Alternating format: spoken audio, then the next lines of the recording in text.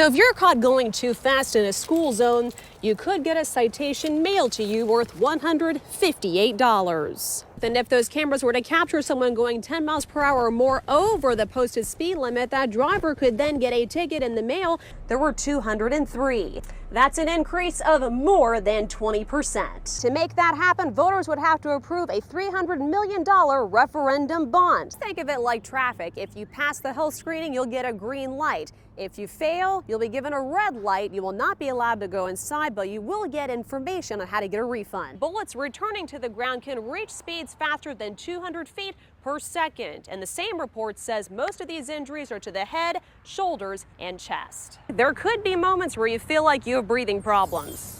He suggests putting on a scarf that covers your nose and your mouth. Feeding Northeast Florida wants you to check the date. They don't want to distribute anything that's expired. People we have spoken with say they really, they don't mind coming here to recycle, but they are more than ready for curbside recycling to come back. You see our car, what we have here is an SUV, but if you were driving a mid-sized sedan, that's about $1 extra if you're filling up a 16-gallon gas tank. Something I want to show you just to give you an idea of how hot those flames were and how far they extended. You can see their mailbox. It is absolutely melted. Yeah, and this building is nearing 100 years old. If you look here, you see it is known as the Excelsior High School building. Well, at the airport, not much different. I want to show this to you. You see this right here. Let's be smart. Stay 6 feet apart. You guys see me standing right here. Well, feast your eyes on all of this. Getting through that front door over there is not going to be the easiest thing. The criminal trial for the men who killed Ahmaud Arbery may have just wrapped up, but now they're set to answer to federal hate crime charges in the 25-year-old's death. Arbery's father, Marcus Sr., hopes this will send a big message. Them three, whatever you want to call them, behind them bars, and they don't hurt nobody else, it's some pain gonna ease off us. And the world need to see this, and this kind of stuff got to stop. In a break from their recent criminal trial, the judge granted a motion allowing for potential jurors to be called not just from Glynn County, but from 42 other counties throughout the state. Barbara Antwine with the Transformative Justice Coalition believes more shocking, disturbing evidence will be presented in this trial beyond the viral cell phone video. Facebook postings, statements that were made, some videos that we haven't seen yet. I imagine that's going to be emotional. Are you guys prepared for that? We were just, yeah, we are. You prepared? We are. And it's not going to be easy, but yes, we are. The judge's decision to grant the motion also ensured the trial will stay in Brunswick, the city where Ahmaud Arbery grew up. Arbery Sr. says even with the convictions, Christmas will be hard. When you're used to seeing your child on every holiday, if you ain't been there, you wouldn't feel my pain. You'll be looking for your turn to bury you, not you burying your 25-year-old baby. Yeah. So it's hard every day. I struggle every day with it. But guess what? God is good. The final pretrial conference is scheduled for January 31st ahead of its February 7th start date. From the federal courthouse in Brunswick, Ashley Harding, Channel 4, the local station. This was the scene outside Mascara's Gentlemen's Club several weeks ago when shots were fired as the club emptied. One person died, 2 were injured. This man saw it unfold. And then a guy starts running down Patton Road, and he's shooting behind him as he's running. And my neighbor down the street actually found his gun in their front yard. Stories like this are why Councilman Matt Carlucci has had enough. Have you heard complaints or received complaints from constituents about this before? Every day. Tonight, city leaders are expected to talk about Carlucci's plan to shut the club down once and for all. With families living nearby, he hopes it'll be an emergency sign-off. You know, when you got shooting going on, stray bullets find ways to hit little targets, and I have no patience with that. And neighbors we spoke with say parking is a big problem, and they're fed up with it. That's why they put these logs out here across from the club, and you can see it goes almost to the end of the street there, and there's a sign, no parking, violators will be towed away. We tried speaking with the club's owner.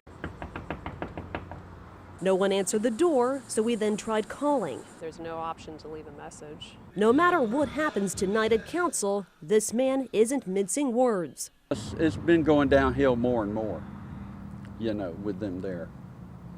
So if they could close them down, it would be a benefit to the neighborhood. The house was vandalized, burned, and it shot up under the assumption that Dr. King was inside at the time. He wasn't. This iconic image shows Dr. King pointing at the bullet hole at the same house. Now, I spoke to this couple. Not only do they want to preserve this, they also want to share it with others. David Minaute knows the history of his new beach cottage. This was one of the safe houses for Martin Luther King. He was going to stay here, and he ended up not being able to stay because the house was damaged. Damaged by a would-be assassin's bullets and hatred. You can see the bullet went through there. It matches up with this other hole. It went through here, through there, through this other piece of metal right here, and then it lodged right there. Just a few feet away, more evidence of the violence. We found the actual burns from the attacks over here in the hallway.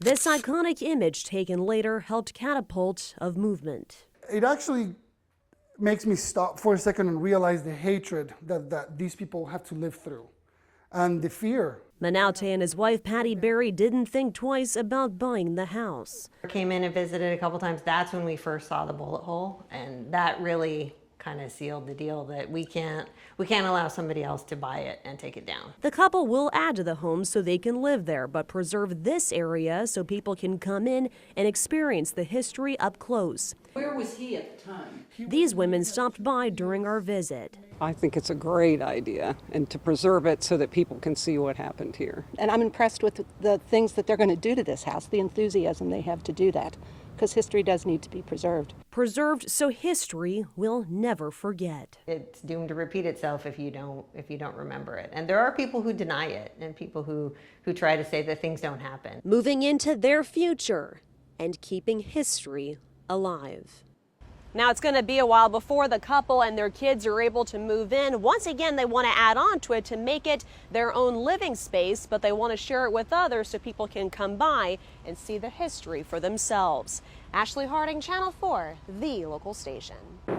The waves crashing. Everybody got sick, everybody. The deafening sound of gunfire. They couldn't find sheets enough to cover up the dead. Not knowing if he'd make it out alive. But to myself, what's my mother and dad going to think about me when they read about, get the telegram? To really understand what this humble hero still lives with, And I have nightmares sometimes that what happened. we must go back to D-Day 1944. And I wake up in a real bad sweat. This is Herbert Griffin of the 79th Infantry Division. Now 96, his experience at Utah Beach still fresh in his mind. The enemy not far. There were cliffs overhanging, and they were shooting them mortars and machine guns over our heads. And that's the only protection we had. A devastating injury. I held my arm and that blood was just surging out of there. I said, man, I don't think I'm gonna make it. Griffin was in and out of hospitals overseas and in the U.S., even spending 2 months in an amputation ward. His honor well earned. And here's his Purple Heart. All of that wasn't in vain. I mean, it was worthwhile, because I love my country, and I'd go back today if I could. In fact, he already has. 2014, they offered me a trip to go back. A chance to return to Normandy for the 70th anniversary of D-Day. His scrapbooks now filled with photos from that experience. They asked me what song I wanted to sing, and I said, it had to be you, so they sang that for me. His mind never far from his fellow soldiers. And I went through the cemeteries, and I looked at the names. I never could find anybody. Along with his memories, he keeps sand from the beach and a cross. I enjoyed it the second time more than I did the first time. So it's something I'll never forget. From his experience serving during World War II, Griffin sends a powerful message to the heroes serving today. I admire them all, and I take my hat off to them, because I tell you, you're putting yourself on the line, and you never know when you're going to come back. Remembering his service at Normandy on D-Day, and honoring those who never left. Ashley Harding, Channel 4, the local station.